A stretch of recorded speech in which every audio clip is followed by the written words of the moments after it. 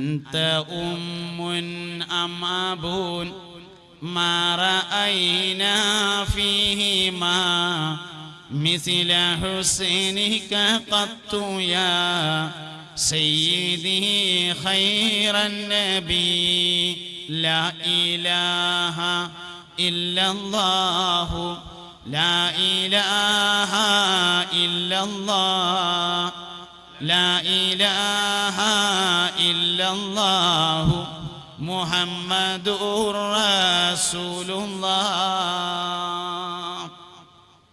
സാധാരണ മൗലവിമാർ വാഴ്ന്നു പറയുമ്പോൾ പറയും ഞാൻ ഈ നാട്ടുകാരെ പറ്റിയിട്ടല്ല പറയണത് എന്ന്. ഞാൻ പറഞ്ഞത് അതല്ല, നേരെ ഓപ്പോസിറ്റാണ്. ഞാൻ ഈ നാട്ടുകാരെ പറ്റിയിട്ട് തന്നെയാണ് പറയുന്നത്.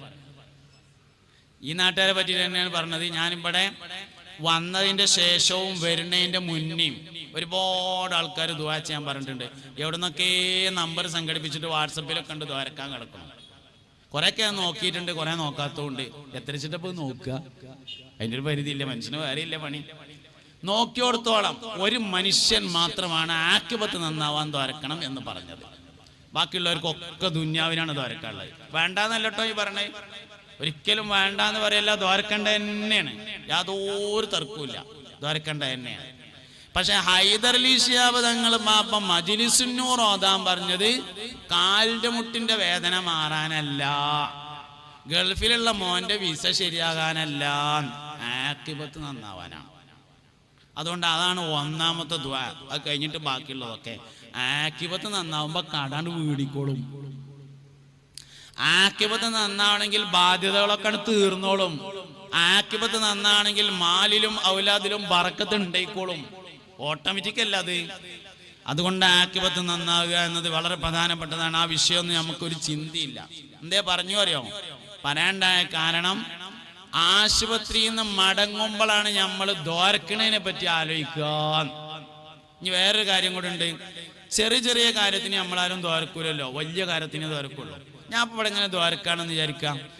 അല്ലാഹുവേ പനി തരരുതേ റബ്ബേ, ജലദോഷം തരരുതേ, മൂക്കൊലിപ്പ് തരരുതേ പടച്ചോനെ, ചുമ തരരുതേ അല്ലാ എന്നൊക്കെ ദ്വാരക്കാണെങ്കിൽ ഒറ്റ മനുഷ്യനും ആമീൻ പറയില്ല. അതേ സമയത്ത് അല്ലാഹുവേ ക്യാൻസർ തരരുതേ റബ്ബേ, കുഷ്ഠം തരരുതേ, വെള്ളപ്പാണ്ട് തരരുതേ, കീറി മുറിക്കുന്ന അസുഖങ്ങൾ തരരുതേ, റോഡിൽ അരക്കല്ലേ, ഇതൊക്കെ ഇങ്ങനെ പറഞ്ഞാല് ആമീന്ന് പറയും. വലിയ ദ്വായറ്റ് എല്ലാവരും കാണുന്നത്. നിങ്ങളെന്നുള്ളത് നിങ്ങളെ ഉദ്ദേശമല്ല, മൊത്തത്തിൽ മനുഷ്യന്മാരെ അങ്ങനെ കാണാം. ചെറിയ ചെറിയ കാര്യത്തിന് നമ്മളാരും ദ്വാരക്കൂല. എന്താ കാരണം എന്ന് അറിയങ്ങള്?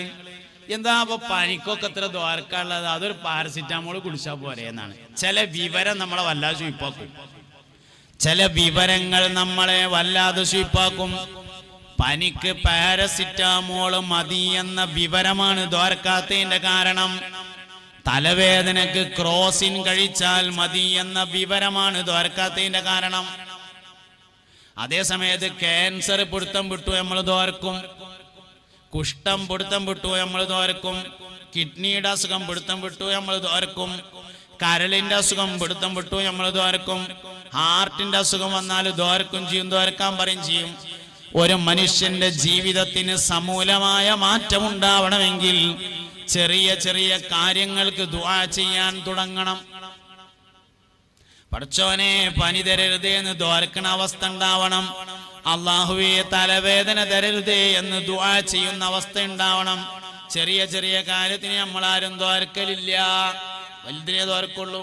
അതിന്റെ കാരണം ചെറുതൊക്കെ നമ്മക്ക് തന്നെ അങ്ങനെ അഡ്ജസ്റ്റ് ചെയ്താലോ, വലിയനല്ലേ ഇപ്പൊ നമ്മക്ക് അള്ളാനെ വേണ്ടത് എന്നാണ്. സത്യത്തിൽ ഒരു സെക്കൻഡിന്റെ ഒരു നാനോ മൈക്രോ അംശം പോലും അള്ളാഹുവിന്റെ പിന്തുണയില്ലെങ്കിൽ നമുക്ക് പിടിച്ചു നിൽക്കാൻ കഴിയൂല. അതാണ് ലാ ഹൗല വലാ ഖുവത ഇല്ലാ ബില്ലാഹിൽ അലിയിൽ അളീം. ഉന്നതനും മഹാനുമായ അള്ളാഹുവിനെ കൊണ്ടല്ലാതെ ഒന്നും നേടിയെടുക്കാൻ കഴിയില്ല എന്ന് പറയാൻ പറഞ്ഞത് നിസ്കരിക്കാൻ വേണ്ടി മുക്രി പള്ളിക്കെന്ന് വിളിക്കുമ്പോഴാണ്. ഹയ്യാലസ്സലാ, നിസ്കരിക്കാൻ വരി എന്ന് പറയുമ്പോ പറയാൻ പറഞ്ഞിട്ടുണ്ട്. ലാ ഹൗല വലാ ഖുവത ഇല്ലാ ബില്ലാഹിൽ അലിയിൽ അളീം. ഉന്നതനും മഹാനുമായ അള്ളാഹു വിചാരിച്ചാലല്ലാതെ ഇന്നെ കൊണ്ടൊന്നിനും പറ്റൂല. അതാണ് അതിന്റെ അർത്ഥം. അതുകൊണ്ട് അള്ളാഹുവിനെ നമ്മളാണ് ഏൽപ്പിക്കാൻ തയ്യാറാണ്, അപ്പോൾ അവനോട് ഏറ്റെടുക്കും. മനസ്സറിഞ്ഞ് ഏൽപ്പിക്കണം എന്നാണ്. വഇബാദുർ റഹ്മാനില്ലദീന യംശൂന അലൽ അർളി ഹൗന. അല്ലാഹു സുബ്ഹാനഹു വ തആല അല്ലാഹുവിന്റെ നല്ല അടിമകൾ ആരാണെന്ന് വിശദീകരിക്കുകയാണ്. വഇബാദുർ റഹ്മാൻ, റഹ്മാനായ അല്ലാഹുവിന്റെ നല്ല അടിമകൾ എന്ന് പറഞ്ഞാൽ അല്ലദീന ഒരു കൂട്ടരാണ്, യംശൂന അലൽ അർളി ഹൗനൻ ഭൂമിയിലൂടെ നല്ല നിലയിൽ നടക്കുന്നു. അങ്ങനെ പറഞ്ഞു ഇങ്ങനെ വന്നിട്ട് അവസാനം എത്തുമ്പോ കാണും